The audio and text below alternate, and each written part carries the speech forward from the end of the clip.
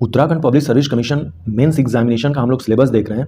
Already हम लोग paper 1 और पेपर 2 का देख लिए हैं। इस वीडियो में हम लोग पेपर 3 जिसमें कि इंडियन पॉलिटी, सोशल जस्टिस और इंटरनेशनल रिलेशन से क्वेश्चंस होते हैं, हम लोग सिलेबस प्लस में जो 2012 और 2016 के मेंस क्वेश्चन पेपर हैं उन का भी एनालिसिस करेंगे और जानने की कोशिश करेंगे कि किस तरह से क्वेश्चन पूछे जाते हैं Uttarakhand public service commission mains examination में।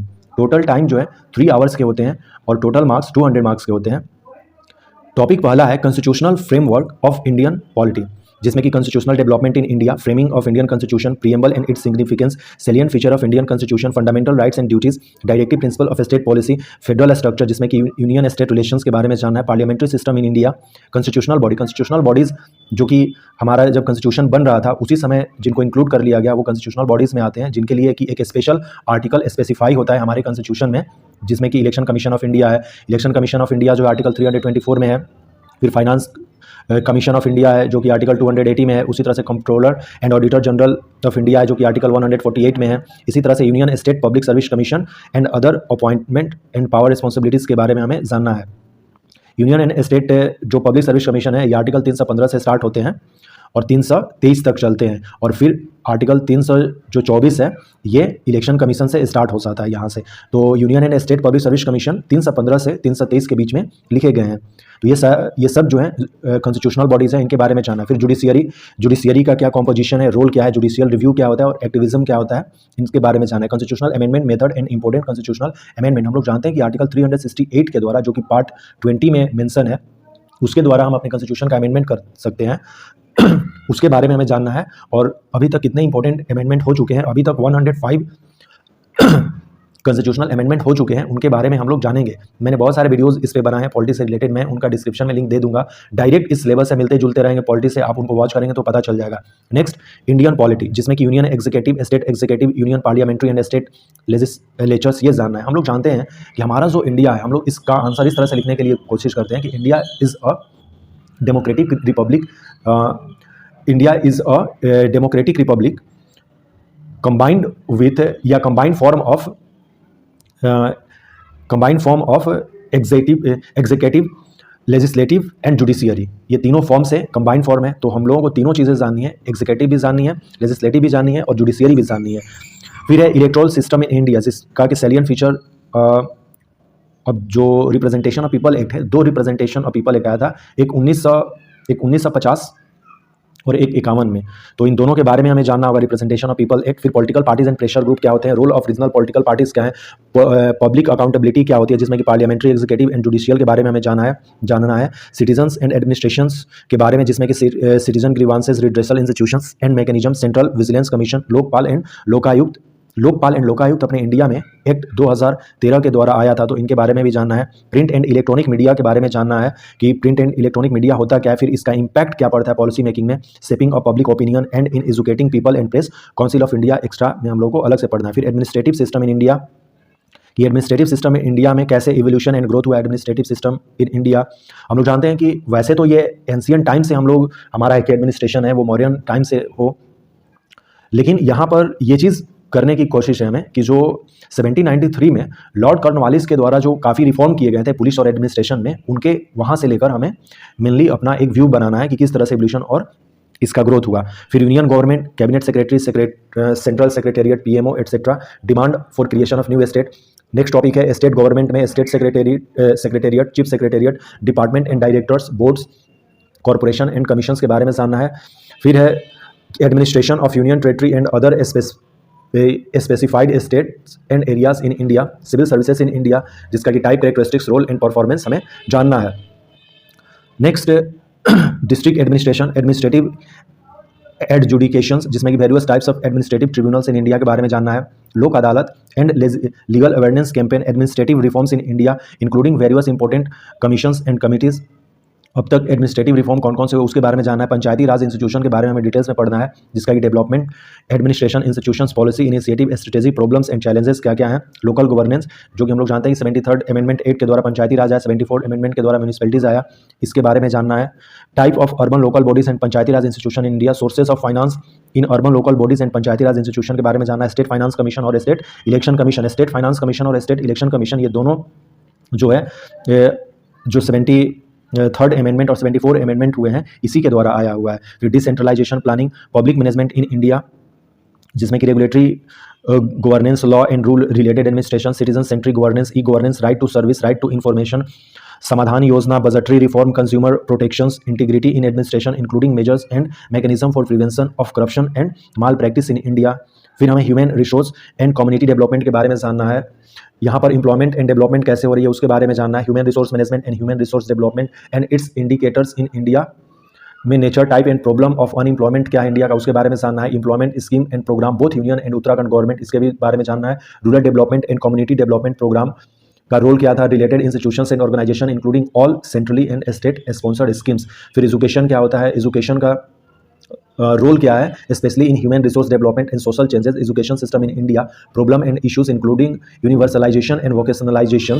फिर है education for girl, other socially and economically and other disadvantage sections of people and minorities etcetera, right to education, Sarva Shiksha Abhiyan, Rashtriya Madhyamik Shiksha Abhiyan in Uttarakhand, status of higher technical and vocational education in Uttarakhand, role of various institutions जिसमें कि centre, state and other organisation in promotion of education. तो education से रिलेटेड एक काफ़ी details में हमें जानना है कि क्या चीज़ रहा। फिर उसी तरह से हेल्थ के बारे में कि health as a component of human resource development, without health human resource कैसे डेवलप होंगी। फिर health care system in India and Uttarakhand, health indicators, World Health Organization की कब स्थापना हुई थी, 7 अप्रैल 1948 में हुई थी, उसके बारे में जानना है, इसकी ऑब्जेक्टिव क्या होती है, स्ट्रक्चर क्या है, फंक्शन क्या है और इसके प्रोग्राम्स क्या है WHO को।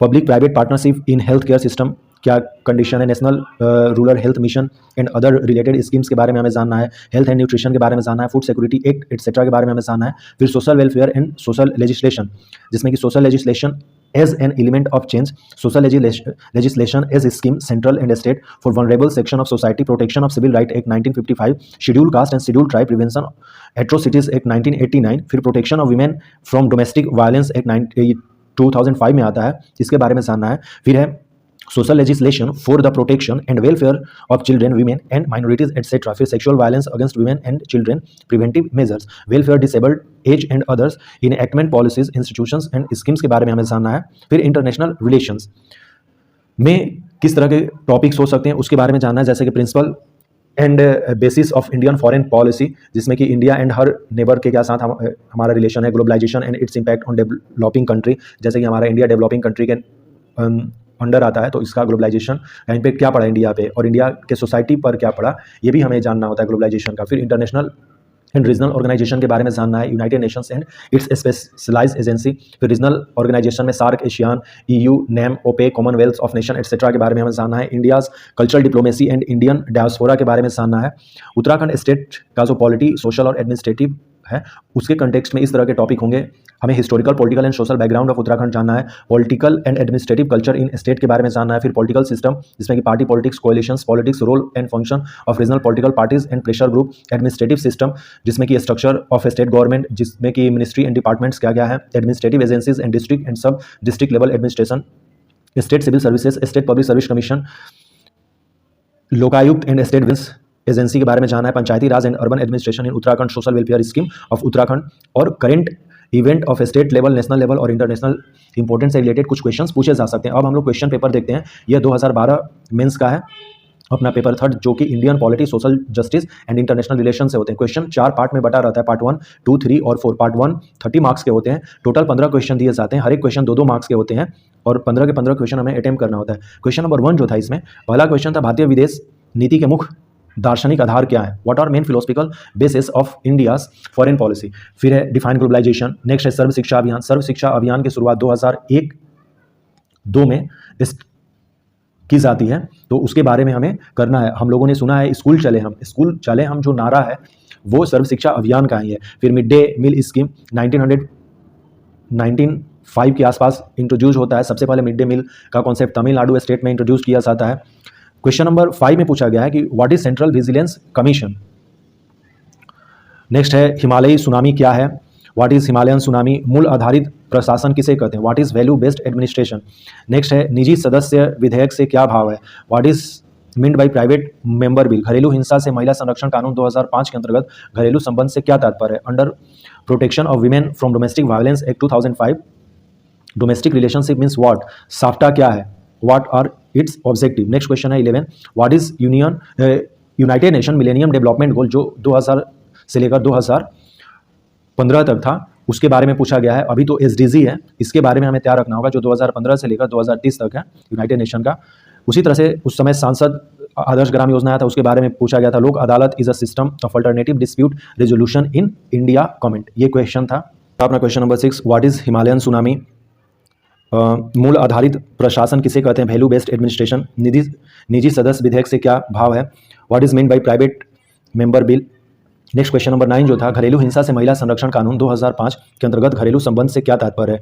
Under the protection of women from domestic violence act 2005, domestic relationship means what? SAPTA क्या है? What are its objective? Question number 11, what are union millennium development goals relating to importance UN है ये, in maternal health. United Nations millennium development goal जो 2000 से लेकर 2015 तक रहा था, 15 साल के लिए, उसके बारे में लिखना है। 8 गोल्स थे, अभी तो सस्टेनेबल डेवलपमेंट गोल्स जो हैं वो 17 जो हैं, जो 2015 से लेकर 30 तक हैं, इसके बारे में हमें तैयारी करनी होगी। करेंट अफेयर उस समय था ये संसद आदर्श ग्राम योजना, ये पूछा है क्वेश्चन नंबर 13, लोक अदालत is a system of alternative dispute resolution in India, comment. सूचना अधिकार जो 2005 में आया था, उसके बारे में हमें लिखना है। कटौती प्रस्ताव क्या है? कट मोशन के बारे में पूछा गया है। क्वेश्चन नंबर जो 16 है, पार्ट 2 अब स्टार्ट होगा। यहाँ पे टोटल 10 क्वेश्चन हैं, हर एक क्वेश्चन 5 मार्क्स के होंगे और 10 के 10 क्वेश्चन अटेम्प्ट करने हैं। क्वेश्चन नंबर 16 इसमें पूछा गया था कि संयुक्त राष्ट्र की सदस्यता प्राप्त करने की प्रक्रिया क्या है? What is process for getting the membership of United nation. Question number 17, परंपरागत मतदान प्रणाली की अपेक्षा इलेक्ट्रॉनिक मतदान प्रणाली के क्या फायदे हैं? What are the advantage of electronic voting system as a compare to traditional voting system? What is green bonus? Question number 19, Uttarakhand Renewable Energy Development Agency UREDA क्या है, इसके मुख्य उद्देश्य क्या है, इसके बारे में हमें लिखना है। क्वेश्चन नंबर 20 जो है, describe the functions of the schedule caste and schedule tribe commission. Question number 21, Bharat में समेकित बाल विकास सेवाओं के उद्देश्यों को स्पष्ट कीजिए। Elucidate the objective of the integrated child development service in India. संयुक्त राष्ट्र की महासभा की समिति संरचना का वर्णन करना है। जो जनरल असेंबली है, जो हर एक साल सितंबर में आयोजित होता है, उसी के बारे में हमें इसको चर्चा करना है। क्वेश्चन नंबर 23, पंचायतों तथा नगर पालिकाओं के लिए गठित किए जाने वाले वित्त आयोगों के कार्यों का उल्लेख कीजिए। Mention the task performed by finance commission constituted for the panchayats and municipalities. किन आधारों पर छोटे राज्यों की मांग न्यायोचित नहीं है? On what ground demands for small states is not justified. Question number 25, state those fundamental rights which are in form of prohibitions. तो प्रोहिबिशंस में जो फंडामेंटल राइट्स हैं वो जो अपना आर्टिकल 23 और जो 24 हैं, जो एक्सप्लॉयटेशन से रिलेटेड है, वो प्रोहिबिशंस के अंडर आते हैं, तो उसी के बारे में हमें लिखना है। नेक्स्ट पार्ट 3 जो है, इसमें टोटल 7 क्वेश्चन दिए रहेंगे, लेकिन 5 क्वेश्चन ही अटेम्प्ट करने हैं, जो हर एक 8 मार्क्स के हैं। टोटल 40 मार्क्स क्वेश्चन होंगे। प्रवासी भारतीय कौन है? भारत के विकास में उनका क्या योगदान है? What are Indian diaspora? What is the contribution in the development of India? काफ़ी इंपॉर्टेंट है इंडियन डायस्पोरा, क्योंकि इंडियन डायस्पोरा इस बार केवल 2022 में $100 बिलियन जो है रिमिटेंस इंडिया में भेजे हैं, तो काफ़ी इंपॉर्टेंट होता है इनका इकोनॉमिक में role. Question number 27, citizen charter के बारे में पूछा गया है। ये सिटीजन चार्टर क्या है? What step have been taken by the Uttarakhand government in this direction. Question number 28, भारतीय संविधान के अंतर्गत अल्पसंख्यकों को कतिपय अनिवार्य संरक्षण प्रदान किए गए हैं, विवेचना कीजिए। Under the constitution of India some certain safeguard have been provided to the minorities, discuss. Question number 29, e governance के बारे में पूछा गया है कि क्या है? What step have been taken in Uttarakhand in this direction. Question number 30, Bharat Pak संबंधों के मध्य मुख्य वर्तमान बाधाओं को उजागर कीजिए। Main current obstacles between Indo पाक रिलेशंस। राष्ट्रीय ग्रामीण स्वास्थ्य मिशन NRHM के अंतर्गत चलाए गए प्रमुख कार्यक्रमों की व्याख्या कीजिए। Explain the major program undertaken under the national rural health mission. Question number 32, आज के संदर्भ में डिजिटल भारत कार्यक्रम के एक रूपांतरकारी कार्यक्रम होने की क्षमता है, विवेचना कीजिए। Digital India has the potential to be one of the most transformative program in recent time, discuss. Part 4, इसमें भी 7 क्वेश्चन रहेंगे, लेकिन 5 ही क्वेश्चन अटेम्प्ट करने हैं और हर एक क्वेश्चन जो है 16 मार्क्स के होंगे। इस तरह से टोटल 80 मार्क्स होंगे यहाँ पे। क्वेश्चन नंबर 33, इसमें पूछा गया है कि व्हाट आर वन पंचायत। उत्तराखंड में इनके गठन के प्रावधान का वर्णन कीजिए। उत्तराखंड में काफी इंपॉर्टेंट है वन पंचायत। क्वेश्चन नंबर 34, विश्व शांति की स्थापना में यूनेस्को एक नवीन मार्ग है, इस कथन के परिप्रेक्ष्य में यूनेस्को के उद्देश्यों एवं भूमिका का वर्णन कीजिए। क्वेश्चन नंबर 35, भारत के राष्ट्रमंडल में बने रहने के निर्णय के मुख्य प्रभावी कारक कौन से थे, स्पष्ट कीजिए। What are the main factors which included India's decision to remain in the commonwealth, explain. Question number 36, Mahatma Gandhi राष्ट्रीय ग्रामीण रोजगार गारंटी योजना के क्रियान्वयन में और सुधार लाने हेतु हाल ही में क्या पहल की गई, विस्तृत चर्चा कीजिए। हम लोग जानते हैं कि जो MG नरेगा है, ये एक एक्ट है जो 2005 में आया था और ये इन्फोर्स्ड फरवरी 2006 से है। उसी के बारे में हमें डिटेल्स में यहाँ पे बात करनी है। क्वेश्चन नंबर 37, केंद्रीय सरकार के विभागों में डेस्क अधिकारी व्यवस्था की भूमिका पर टिप्पणी कीजिए। राइट और note on introduction of desk officer system in department of central government. Question number 38, काला धन क्या है, उसके क्या स्रोत हैं तथा उसका क्या प्रभाव होता है। काले धन की प्राप्ति के लिए सरकार द्वारा किए उपायों का उल्लेख कीजिए। What is black money? What are its sources and effect? Mention the measures taken by government to recover black money. Question number 39. Discuss constitutional provision against untouchability. हम लोग जानते हैं कि आर्टिकल 17 जो है ये अनटचेबिलिटी को कहता है, उसी के बारे में हमें डिटेल्स में बताना है। What effects have been made to eradicate untouchability in India? अस्पृश्यता के विरुद्ध संवैधानिक प्रावधानों की विवेचना कीजिए। भारत में अस्पृश्यता को दूर करने के लिए कौन कौन से उपाय किए गए हैं।